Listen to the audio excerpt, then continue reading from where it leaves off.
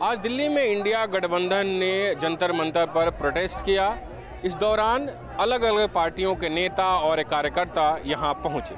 इस प्रदर्शन को संबोधित करते हुए राहुल गांधी ने कहा कि जो युवक लोकसभा के अंदर आए थे उन्होंने बेरोजगारी जैसे मुद्दे उठाए, लेकिन उसकी चर्चा नहीं हो रही। सिक्योरिटी ब्रीच का सवाल तो है, मगर दूसरा सवाल भी है, उन्होंने ये प्रोटेस्ट क्यों करी, उसका कारण क्या था? बेरोजगारी। वहीं कांग्रेस अध्यक्ष मल्लिकार्जुन खड़गे ने कहा, कभी दलितों के ऊपर दलितों को कुचला जाता है, किसानों को मारा जाता है, मजदूरों को मारा जाता है और संविधान के धज्जे उड़ाए जाते हैं, उस वक्त हम खड़ा होके जब नोटिस देते हैं, नोटिस पढ़ने को भी हमको परमिशन नहीं दिए। तो मैं ये क्या कहूं कि ये बीजेपी के लोग, बीजेपी की सरकार एक दलित को बोलने नहीं देगा, ऐसा मैं कहूं। हमने इस प्रदर्शन में आए अलग अलग पार्टियों के कार्यकर्ताओं से भी बात की और हमने उनसे जानने की कोशिश की कि सांसदों का जो निलंबन हुआ है, कार्यकर्ता जो अलग अलग शहरों से आए थे वो इसे कैसे देखते हैं। सुनिए उनका क्या कहना है। आज हम लोग सब हापुड़ और गाजियाबाद जनपद से आए हैं। जो भारतीय जनता पार्टी की ये जो सरकार है, ये लोकतंत्र की हत्या कर रही है। इतिहास में पहली बार इतने सांसदों को निलंबित करने का काम किया है और ये तानाशाही की तरफ चल रही है। आज हम उसका विरोध करने आए हैं और हमारे नेता जयंत चौधरी जी पहुंचने वाले हैं। हमारे सारे कार्यकर्ता आ रहे हैं, सब रास्ते बंद हैं। आज हम भाजपा की सरकार को अपनी ताकत दिखाने का काम करेंगे। ये निरंकुश सरकार हो गई है, इसका अहम तोड़ने का काम आज हमारे सारे इंडिया गठबंधन के लोग नेता करेंगे। और अभी ये जो हम लोग आए हैं ना, देखो किस तरह गुंडागर्दी करते हैं। 143, अरे भाई, this is the first time in history of our Indian parliamentary system. अरे आप बोलते ही हमारे प्रधानमंत्री क्या बोलते हैं, India is the mother of democracy. बताओ, यही मदर ऑफ डेमोक्रेसी है? Without opposition you want to run the parliament? बताइए, उसने क्या बोला था? ये भाई सिक्योरिटी ब्रीच हुआ, तो क्या इतना बड़ा सिक्योरिटी ब्रीच हुआ, इतना बड़ा पार्लियामेंट बनाए हो, बोलते इतना हाई फाई है, कुछ परिंदे भी नहीं घुस सकते थे, कैसे घुसे ये लोग भाई? और वो भी एक एमपी ने दिया, उसको पास दिया। एक आप बाहर अहमदाबाद में बोलते हो, आप बनारस में बोलते हो, जब एक हमारे यहाँ वो था, मैंने परंपरा है, एक रूल भी है, रूल तो मैंने कह सकता हूँ कि परंपरा की जब पार्लियामेंट चलता है तो जो हम जिसकी मिनिस्ट्री है वो बाहर में नहीं देंगे जो अपना स्टेटमेंट, यही स्टेटमेंट वो आप पार्लियामेंट में दे देते, इतना बड़ा हंगामा ही नहीं होता। ये हिटलर शाही और ये मुसलिम जैसा व्यवहार हमारी सरकार कर रही है, मोदी जी कर रहे हैं। बताओ, लोकतंत्र के चुने हुए जो सांसद थे उनको निष्कासन कर दिया। किस बात पर निष्कासन किया ये भी नहीं बताया गया और लोगों को निष्कासित कर दिया।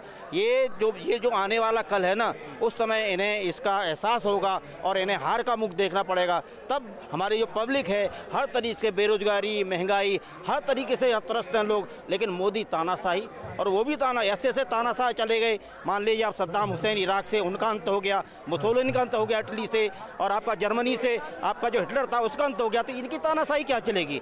मैं तो ये चाहता हूँ कि सभी लोकतंत्र के चुने हुए सांसद हैं, उनका निलंबन वापस लिया जाए और संसद पूर्ण रूप से चलने दी जाए। देखिए, मैं हूँ या कोई भी ऐसा लेमैन हो जो उस वोट की कीमत समझता है जिस वोट से सरकारें चलती हैं। सरकार चलाने के लिए सबसे इम्पोर्टेंट क्या होता है कि आपको ये पता हो आप क्या कर रहे हैं, आपको क्या करना है और आपको क्या करना चाहिए। तो उसके लिए जो एक बहुत इम्पोर्टेंट फैक्टर होता है कि आप सब हमेशा अपनी अच्छा वाह वाह वाह वाह नहीं सुन सकते, क्योंकि आप दरबार में तो बैठे नहीं हैं और क्योंकि आप लोकतंत्र में हैं तो आपको उन लोगों की आवाज़ भी सुननी है। तो शायद आपके साथ अलायंस में मतलब सरकार में ना भी हो, लेकिन वो लोग जो वोट देते हैं और लोगों को प्रतिनिधि बना के संसद तक भेजते हैं, अगर उन लोगों की आवाज़ को आप दबा के इस तरह से वो करेंगे, मोनोपोली करेंगे कि अंदर से मैं बैठूंगा, तो फिर बहुत मुश्किल होने वाली है। एक सवाल आप पश्चिमी यूपी से है, उधर जाट आबादी काफ़ी ज़्यादा है। एक मिमिक्री हुई, एक सांसद ने मिमिक्री की, उसके बाद जो उपराष्ट्रपति हैं उन्होंने कहा कि ये जाटों का असम्मान है, किसानों का सम्मान है। आप लोग कैसे देखते हैं इस पूरे मामले को? ये उपराष्ट्रपति जी की कमजोरी का सूचक है कि जो इस मिमिक्री को अपनी बिरादरी से जोड़ने का काम करते हैं। जाटों का अपमान उस दिन हुआ था जब 750 किसानों की मौत किसान आंदोलन में हुई थी। जाटों का अपमान उस दिन हुआ था जिस दिन जैन चौधरी पर हाथरस में लाठी चली थी। जाटों का अपमान उस दिन हुआ था जिस दिन हमारी पहलवान खिलाड़ियों पर पुलिस ने बदतमीजी की थी। तब ये जो उपराष्ट्रपति जी हैं, तब इनका सम्मान कहाँ गया था? ये भारतीय जनता पार्टी के चाटुकार हैं, ये मोदी जी के सामने झुकने का काम करते हैं। जाट कभी झुकता नहीं है, जाट का कोई अपमान नहीं हुआ। ये जो भी मिमिक्री है, मोदी जी मिमिक्री करते हैं, लालू यादव जी की सदियों से मिमिक्री होती आ रही है।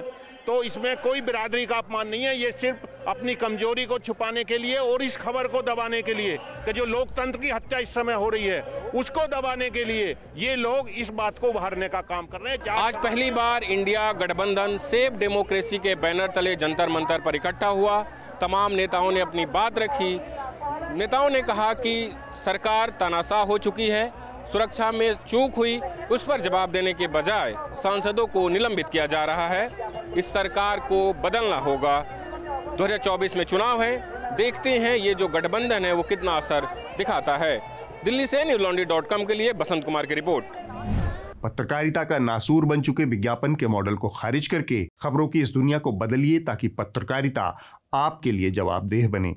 newslaundry.com/subscription पर क्लिक कीजिए और अपने मन मुताबिक पेमेंट का विकल्प चुनिए, क्योंकि हमारे सब्सक्राइबर्स का नारा है, मेरे खर्च पर आजाद हैं खबरें।